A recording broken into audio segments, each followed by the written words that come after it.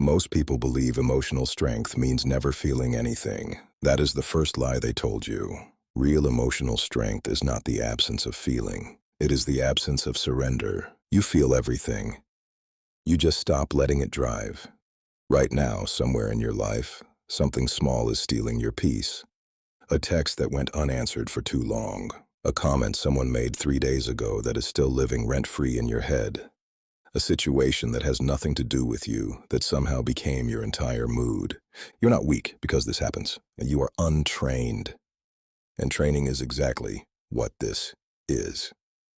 The Stoics did not build their philosophy in temples or classrooms. They built it under pressure, in battle, inside courts where one wrong word meant death. Marcus Aurelius governed the largest empire on earth while managing grief, betrayal, and plague.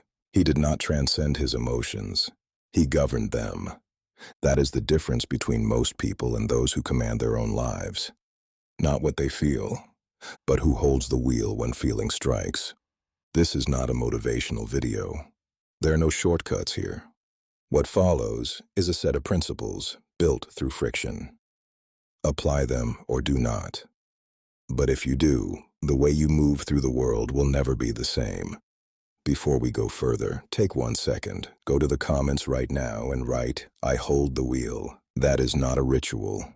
It is a declaration. The mind believes what you tell it consistently.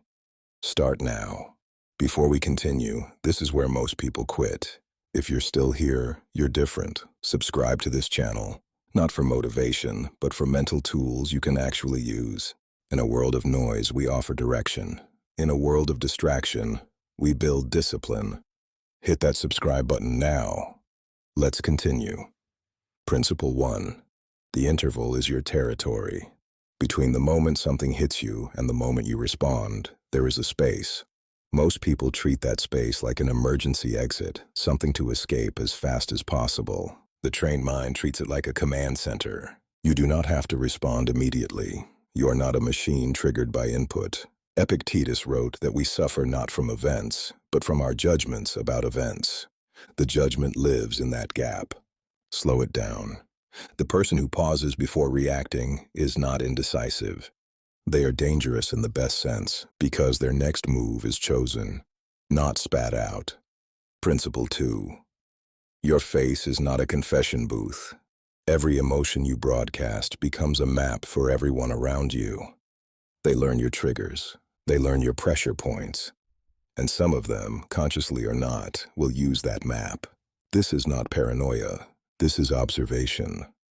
The Stoic does not wear armor to hide weakness.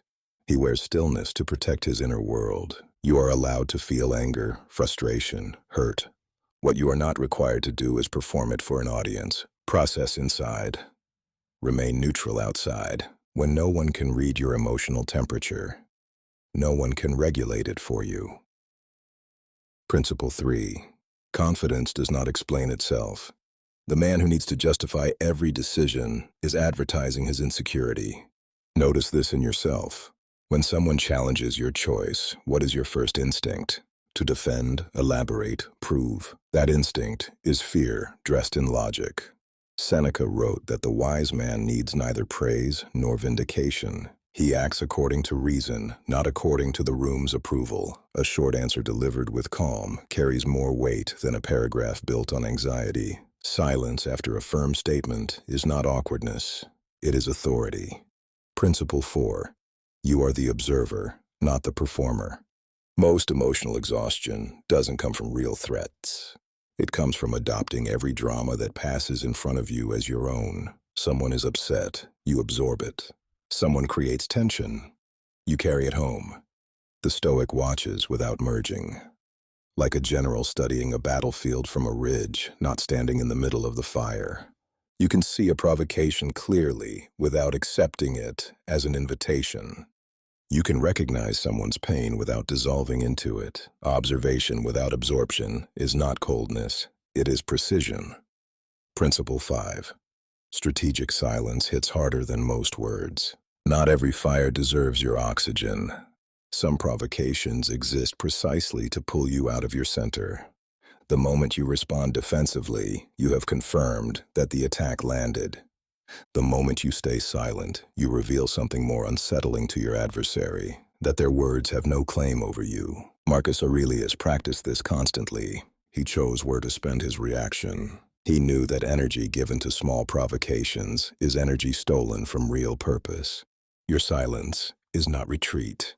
It is a wall built in full daylight. Principle 6. Discomfort is the price of strength. Stop waiting for life to get comfortable before you perform well. It will not. The Stoics understood something modern culture aggressively avoids. Difficulty is not an obstacle to the good life. It is the raw material of it. Complaining about discomfort is like complaining about the weight in the gym. The weight is the point. The friction is the forge. You do not need to enjoy the tension. You need to stop collapsing under it. Principle 7. The body is the first battlefield. You cannot think your way into calm while your body is waging war. Shallow breathing, tight jaw, locked shoulders. These are not symptoms of stress. They are signals you are sending to your own brain. Your nervous system does not know the difference between a real threat and a harsh email. But you can intervene. Slow the breath deliberately. Unclench the hands. Drop the shoulders. When the body decelerates, the mind follows without argument. This is not a metaphor. It is physiology. Use it. Principle 8. Almost nothing is about you. This is the one that breaks the most egos. When someone snaps at you, it is almost never about you.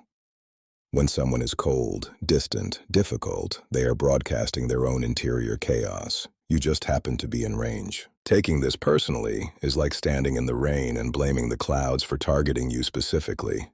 Marcus Aurelius wrote that when you wake in the morning, expect to encounter the difficult, the ungrateful, the deceptive, not as an invitation to bitterness, as an instruction to stop being surprised. Remove your ego from the center of other people's behavior. Watch how little of life actually wounds you after that. Principle 9. Fixed values, flexible execution. Weak men are consistent only in their reactions. Strong men are consistent only in their values. Your principles do not bend. Your methods absolutely should. The same commitment to honesty can be expressed in 10 different ways depending on the room. The man who applies the same reaction to every situation is not principled. He is rigid, and rigid things break. The Stoic bends in method, holds in character. This is what makes him unpredictable to those who wish to manipulate him. Principle 10. Calm is not the absence of force. It is force contained. The most dangerous energy in any room is not noise. It is controlled stillness. The man who raises his voice is spending power. The man who lowers it is accumulating it. When you act from calm, your words do not scatter. They land. When you speak deliberately, even a simple sentence carries the weight of everything you did not say. That is not passivity. That is compression. A river is calmer than a flood. It is also far more powerful over time. Principle 11. Your attention is the only currency that matters. Every notification you chase without choosing to is a small theft. Every argument you join without it serving you is an open wound. Focus is not a productivity hack. It is survival. The scattered mind cannot protect itself because it cannot even locate itself. You do not lose your peace because the world is chaotic. You lose your peace because you have handed your attention to everything that asks for it. Guard it. Ration it. Deploy it like the finite resource it is. Principle 12. Most arguments are ego wearing a costume. Ask yourself one honest question before engaging in any conflict. Am I doing this to find truth or to win? Almost always, the honest answer is the second one. The Stoic does not avoid conflict because he fears it. He avoids it because he calculates it. Every battle you choose to fight with your full presence costs something. Energy, time, clarity, peace. Choosing not to fight is not weakness. Choosing not to fight when the prize does not justify the cost is wisdom. Those who fight every battle lose themselves long before they lose the argument. Here is what changes when you apply these 12 principles, not the world. The world stays exactly as difficult, unpredictable, and indifferent as it has always been. What changes is your relationship to it. You stop being a leaf moved by every wind. You become the thing the wind moves around. No single principle here works in isolation. They are a system, a forge. Each one heats the metal. The next one strikes it. Over time, something is built that did not exist before. A version of you that does not need the world to be easy in order to be effective. If this reached something in you, leave a like. Write Forge in the comments. Not for the algorithm. For yourself. A declaration that you are done being controlled by what you cannot control.